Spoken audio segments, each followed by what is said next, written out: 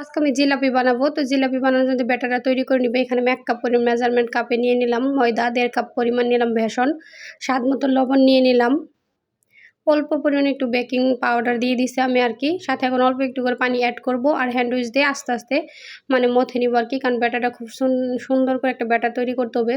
তো অল্প করে পানি দিচ্ছি, একবারে পানি দিব না। আর ভালোভাবে হ্যান্ড উইচ দিয়ে অনবরত হাত দিয়ে নাড়াচাড়া করতে হবে। তো সুন্দর একটা মানে যখন ব্যাটার তৈরি হয়ে যাবে তখন এটা ওকে, এই তো হয়ে গেছে ব্যাটারটা তৈরি, দেখতেই পাচ্ছেন। আমি যখন উপর দিয়ে ছেড়ে দিচ্ছি তখন একটা দাগ পড়ে যাচ্ছে আরকি। এরকম হলে মনে করে নিবেন যে না, ব্যাটারটা রেডি হয়ে গেছে জিলাপি বানানোর জন্য। তো যাই হোক, এখানে একটা চুলায় সসপ্যান বসিয়ে দিলাম। এখন এটা রস বানিয়ে নিব। তো এখানে আমি ১ কাপ পরিমাণ চিনি দিয়ে দিলাম, সাথে এখন 1/2 কাপ পরিমাণ পানি দিয়ে দিলাম। দিয়ে এই রসটা এখন তৈরি করে আমি দেন একটু হালকা নাড়াচাড়া করে নিতেছি।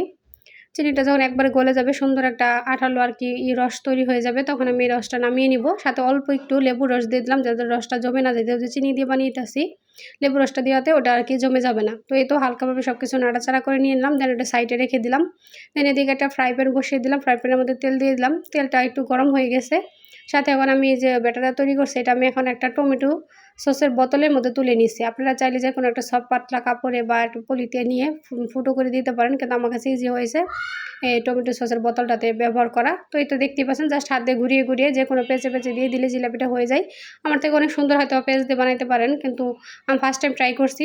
দেখতে যাই হোক না কেন খুবই মজার হয়েছিল খেতে, কিন্তু আমি চুলাতে ভাজতেছিলাম আর ওদিক দিয়ে শেষ হয়ে যাচ্ছিল, এরকম একটা অবস্থা। তো এই তো ভেজে, ভেজে তুলছিলাম আর রসের মধ্যে চুবিয়ে নিচ্ছিলাম।